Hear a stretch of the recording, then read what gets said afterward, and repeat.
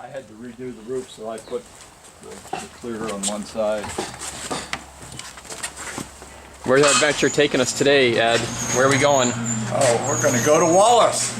What's in Wallace? Well, we're going to go do the Sierra Silver Mine tour and then wander around and maybe hit the Bordello Museum. Oh, okay. And most importantly, we're going to take this ride, which we're looking very much forward to.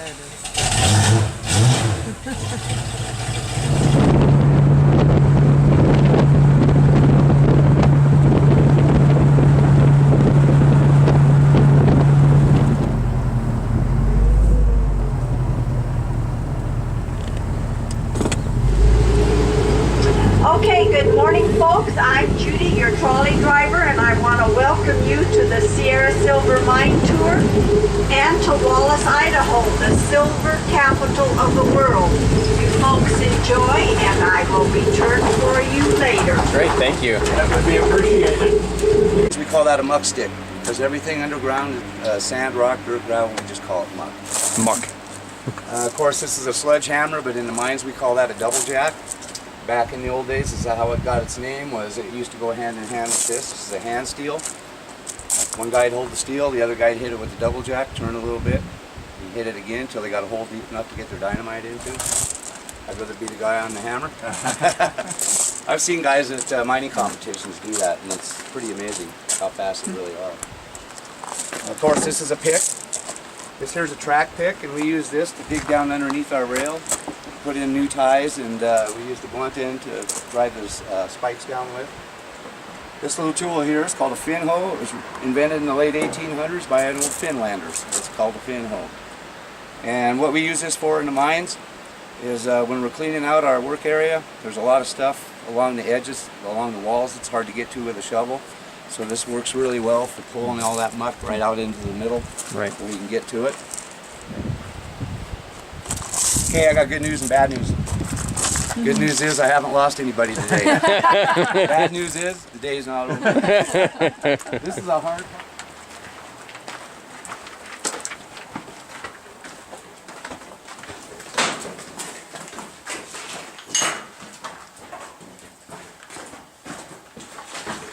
Okay, remember outside I told you how the old timers used to follow the veins, quartz veins, and hope for the best?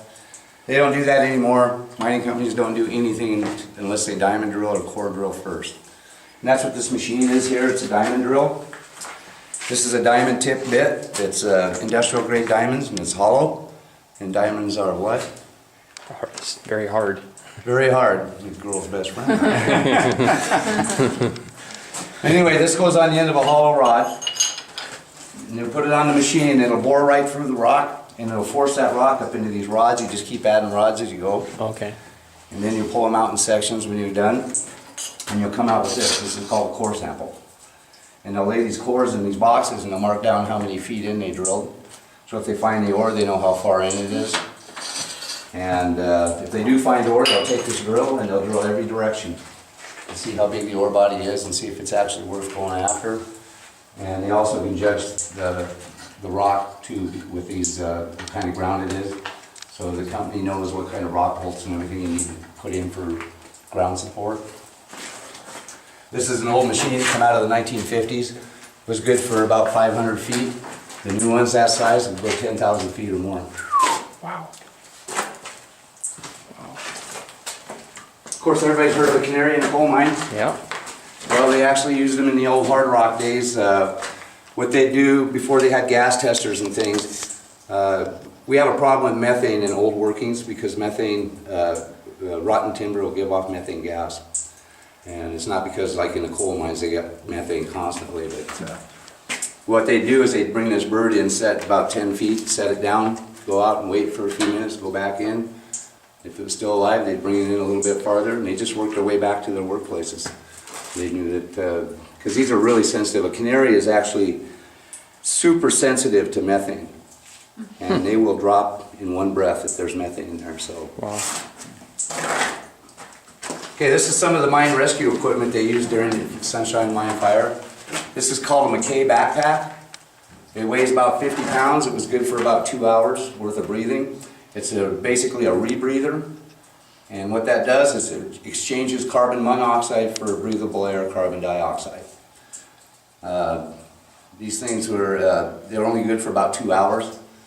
So what they had to do during the Sunshine Fire is they sent 12-man teams down every 2 hours on the 2 hours for 2 weeks straight till they got everybody out. Wow. The problem with this, once this was in and on and you were in the smoke, there was no communication. Because they couldn't talk, they couldn't take this out of their mouth. So they come up with this idea. Just like a blind man's walking stick. They said the smoke was so thick the first few days down there they couldn't see their hand in front of their face. So they all had horns on these and they walk around through the tunnel just like this. Like a blind man, feeling their way through. And then they'd signal each other. They had different signals they'd use. Stop, turn around, all that kind of stuff. Wow. Okay, this is what we use today. This is called the dragger. It's about 20 pounds lighter than that. It's good for 4 hours. And all our mine rescue teams have these. Every mine has 24 of these. They're $12,000 a piece. And all of our mines also have their own mine rescue teams. They're rechargeable? Is that what? Yeah, there's a, I don't know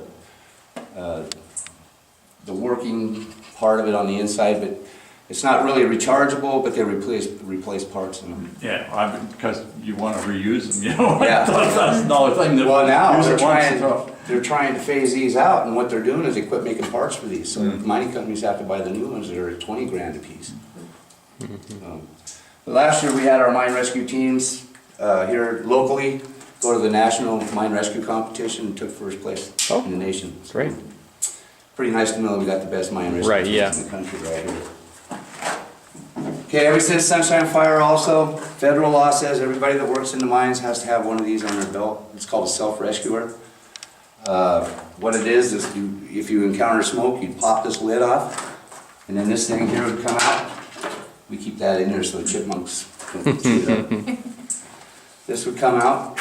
What you do is you take these nose clips here, put them on your nose, put this in your mouth, bite down on these lugs, and start breathing. Problem is, if you're in heavy concentrations of carbon monoxide, your first impulse is to take this out because it gets really hot and it burns the inside of your mouth and your lips and your gums. And but you know if it's doing that, it's doing its job. If you take it out, one breath you're going to be down. So, but these are good for an hour. They'll get you to a rescue chamber or out of the mine, one of the two. And now all the mines have to have rescue chambers on every level. It's like a place where the guys can go. They got fresh air piped in and water. And then they got the lumber and burlap and everything they need to barricade themselves in out of the smoke. And that's where they go and wait for the mine rescue teams to get them out. This here is a cutaway picture of the Sunshine Mine.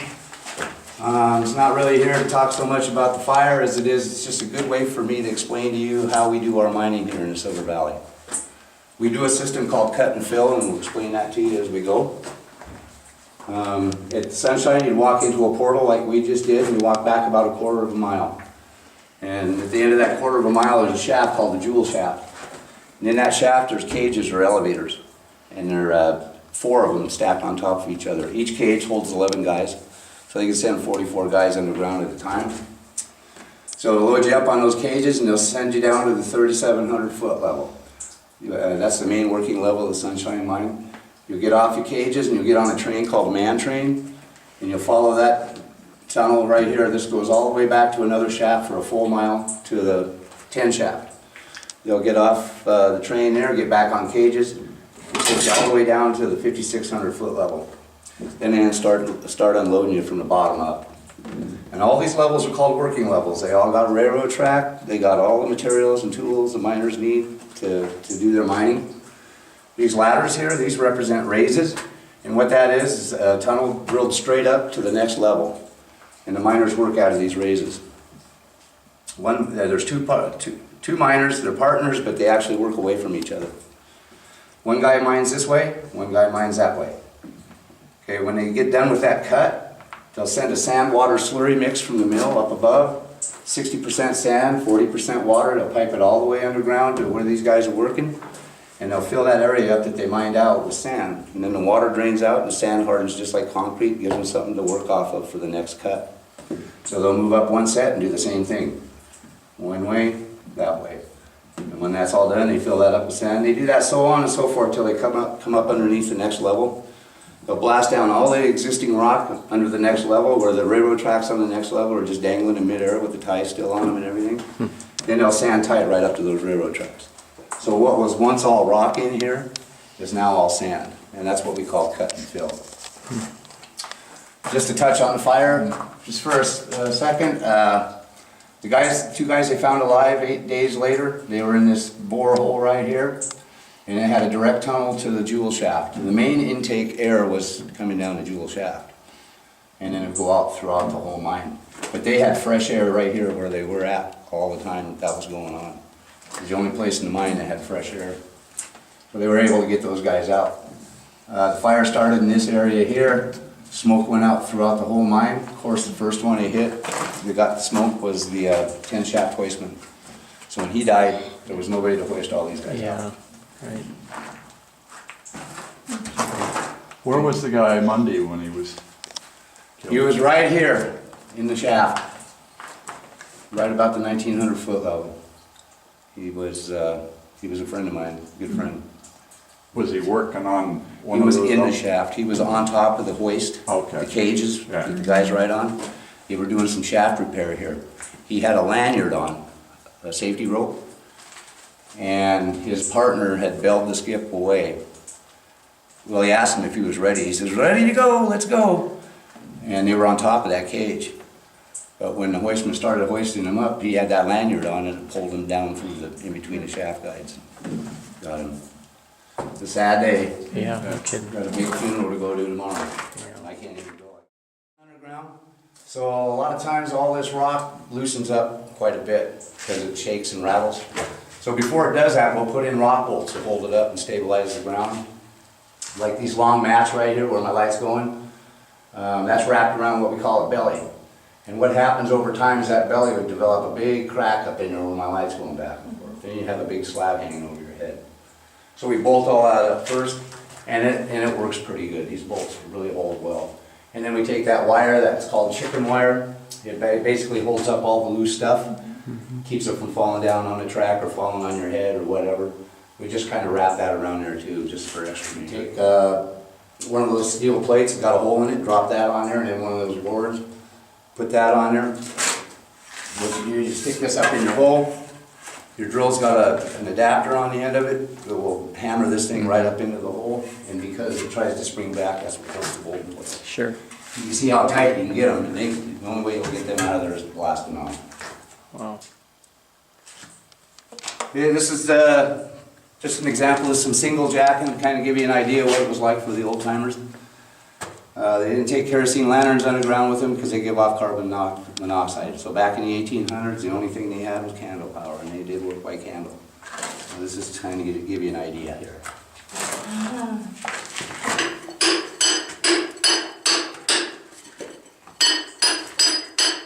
See why it took 7 years to go 70 feet? Man.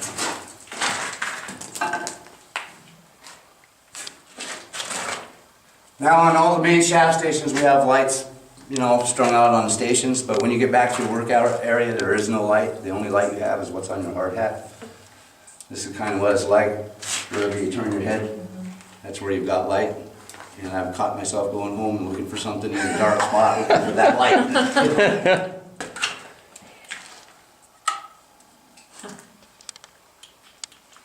Then in the early 1900s they came out with a carbide light.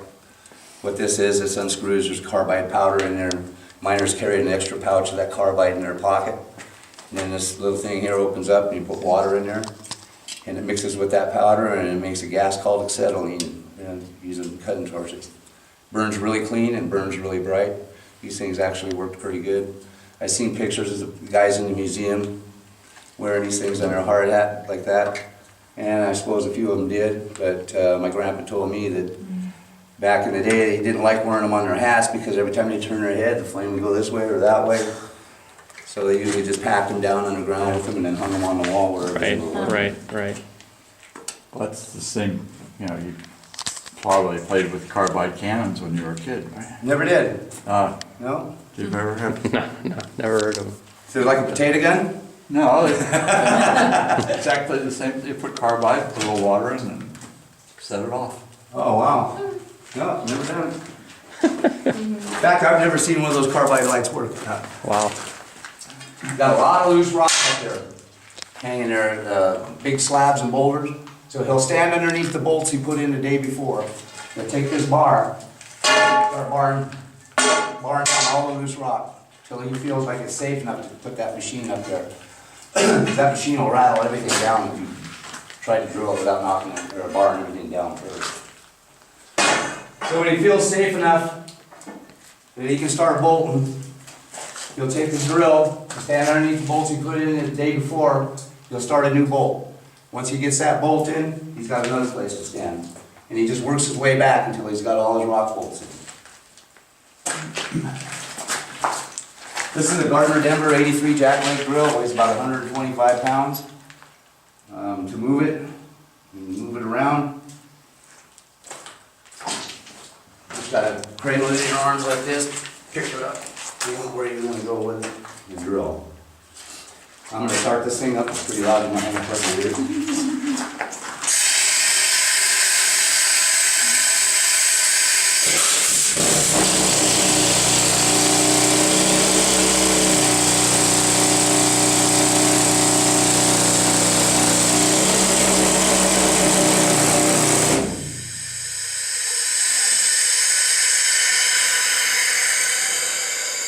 See the water coming out of that hole?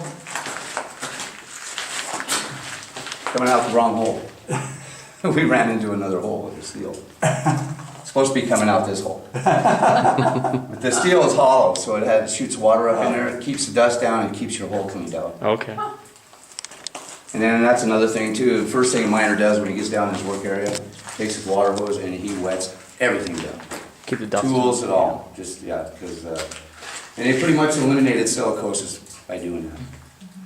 So you gotta wet everything down. Now, it's chilly here, but when you're down at 5,000 feet, Lucky Friday, what's the temperature? Average rock temperature is about 90 degrees, 90% humidity. The farther down you go, the hotter it gets. 5,600 foot level at sunshine is 110. Oh my gosh. Yeah, so it's hard work, and you gotta imagine, the farther down you go, it just gets hot. But packing that machine around and hurrying up and trying to get your bolts in, you're sweating, you drink water all day long. Yeah. And Gatorade, and when you come out from underground, your boots are full of water, but it's not water, it's sweat. Sweat. Dumping all that sweat out. Wow. Fire in the hole! Boom, boom, boom, boom, boom, boom. See how it breaks out the middle, Yeah. works its way to the sides, to the top. The bottom ones are called the lifters. That throws that muck pile way out there so the guy can climb up there and get his pin in the next day. If you didn't have the lifters, you wouldn't be able to get up there. You'd have to Right. hand dig 8 feet to get in there to get those holes. So those lifters work real well. I'll show you this one more time here. From the middle out to the sides, up to the top, and then the bottom one's the last one. Okay, when a guy comes into his work area in the morning, you look back in there, that's what he's got to deal with, first thing. He's got to get all that muck out of there. So what he'll do is he'll climb up, get his eye pin in, get his cables on. Normally there'd be a chute right here, he'd be slushing into the chute, it'd be going down to the next level. And then they pull it out with the ore cars. We don't have a chute, so today we're mucking back in. And then tomorrow we'll turn the bucket around and muck it back out again. Oh. That's just how we do it. But I'll show you how this thing runs.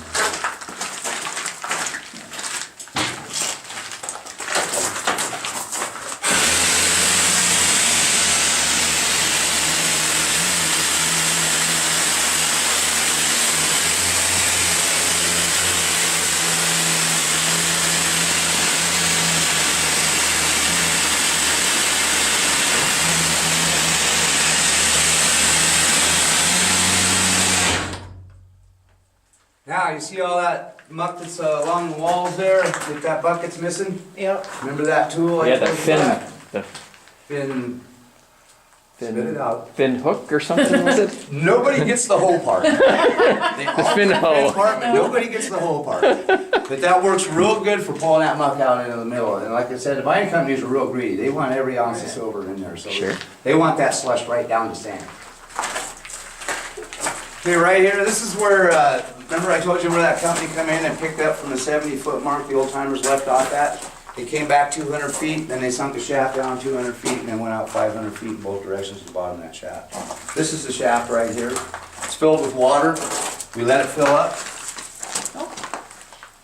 Because the timbers won't rot underwater, they'll last forever. So whenever we close a mine, we flood it.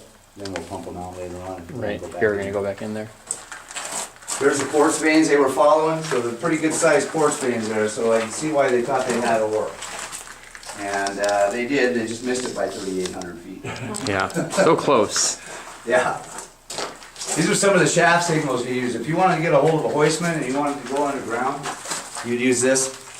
Every mine has their own shaft code, signal code, except for the top station in all the mines is always a 2-1. All the rest of the stations vary from mine to mine. Say if I wanted a hoistman come pick me up on topside and I wanted to go underground, I just give him a 2-1. He knows, all right, there's somebody down there on topside that wants to go underground. So he'll bring the cage to you, you'll get on it, and then you'll bell him to whatever level. Say I was going to 4,000, you'd give him a 401. And he'd know, okay, now he's going to 4,000. That's how you communicate with a hoistman. Once you get off the skip, he drops you off, you gotta give him a release, or he can't move that skip. Federal law says he can't, that thing can't move unless he's been released, and that's a 212. And once he hears that, he's free to go and take that cage anywhere he wants. So how's the hoistman know what level is dropping you off? Just through those signals. No, I mean, how does he know where the skip is? They've got big dials, nowadays it's all computerized, Oh, okay. but they used to have like big, huge dials like clocks. That'd be right in front of them, and those gauges were right on the money. They knew exactly where that cage is in that shaft at any Maybe given just moment. something that read off the cable, or is that? Yeah, I think it goes by cable feet, Yeah. but also those cables stretch. What happens is if they go down too fast sometimes, then they come to a station and they stop to let you off, they'll come down right to the station level and stop it, and that thing will go up and down like a yo-yo for a little bit until it stops, and then you get off. Yeah. Wow. It's actually not a bad deal. You can hurt yourself if it's stopped right away. It's kind of like a tow rope on a car. Yeah, it's got a little give to it there. But it's kind of spooky. I've been on what they call muck speed. The hoistman forgot I was on the gauge. I was by myself. And I've been topside and I wanted to go underground, so I bailed him underground.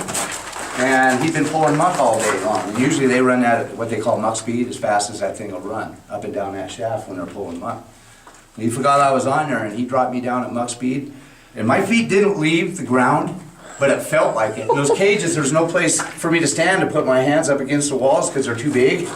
And so I was just standing there going, whoa, whoa, almost like I was free falling. Yeah. Yeah. Yeah, man. Finally, he slowed down and he remembered right at the last minute that I was on there. He slowed down, stopped, let me off at the station. I got on the phone, I chewed him up one side, down the other. I said, man, I thought I was gonna die. Yeah. Yeah. Okay, this would be the bottom of a raise. This is what it looks like. Normally there'd be a gate here with a hydraulic cylinder on there. This is where the motor crews would come and pull your muck when you were slushing into the chute.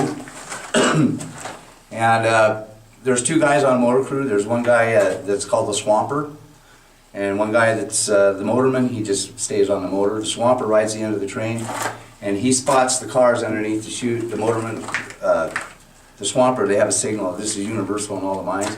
If he wanted to bring the train back real slow, he'd just go in a circle like that with his light. If he wanted him to hurry up a little bit more, he'd go a little faster. And then once he got the car spotted underneath the chute, side to side to stop. And up and down, it means go the other way. And that goes for anybody, if you're just walking down a tunnel or a drip. If you want to get somebody's attention, you flash them, Right. turn around. If you want to talk to them, you do this thing. I gotcha. It's a come here, basically. Kind of universal. That's everything's so noisy down there that you can't hear Right. anything. So Right. you got fans blowing, air blowing, and all kinds of stuff. So and this would be the ladders where the miners climb up. There's another guy called a nipper that sits at the bottom of the race. He's kind of like the miner's helper. He sends up all the materials. There's a timber slide right here. There'd be a steel bucket with a cable that goes all the way up to where the miners are at. Comes back down over to this side where there'd be a tugger. It's a machine with a drum. The cable wraps around. And he sends up all the materials to the miners, whatever they need. And then when he has downtime down here and he doesn't have a whole lot to do, he'll climb up and give the miners a hand. And if they like him, they'll kind of take him under their wing, teach him the tricks of the trade. So the nipper is one of the few people that get to fill in for the miners if they get off on vacation or take a day off. The nipper's first chance is to go up there and he gets in some of that contract. Miners are making about 100 grand a year. The day's pay guys are making about 35 to 40. So you can see why they want to get up there and get into some of that. Yep. And they get paid what they call JIPO or piecework. Miners get paid for every ladder they put in, every piece of pipe they put in, every piece of timber, every rock bolt, every cubic foot of rock they break. It's all rolled into their contract. Yeah. Sure. And if they like the nipper, they'll tip him out of their own pocket on payday, just to keep him so he doesn't want to go somewhere else. Right. Yeah, this is an iPro 12B track melting machine. If you were mining on a main level where there was rail, this is what you'd use to muck up your ore with. The motor crew would come up, and this is just a 2-ton car. Normally they'd be using the big 5-ton cars. But they'll come up with an empty train. The motorman will bring you in an empty car. He'll drop it off. He'll back out of your way. You fill that car up, and he'll come back in, pull the full car out, bring it this way, and sidetrack it right here. Drop it, come back out, and bring in another empty car. Does that so on and so forth until he gets the train filled up. Now I'm going to start this up and show you. It's really loud. Best place stand is right here, guys.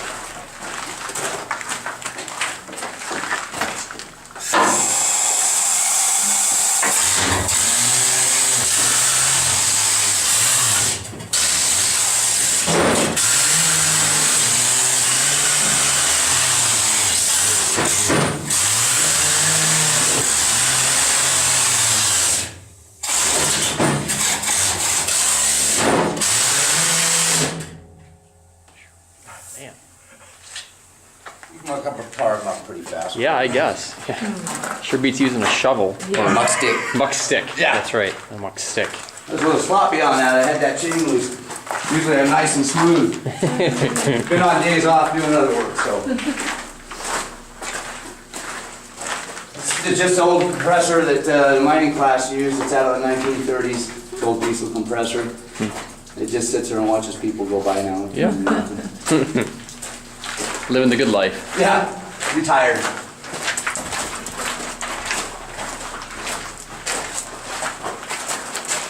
Okay, right here, this is the 70-foot mark. This is how far the old timers made it in 7 years.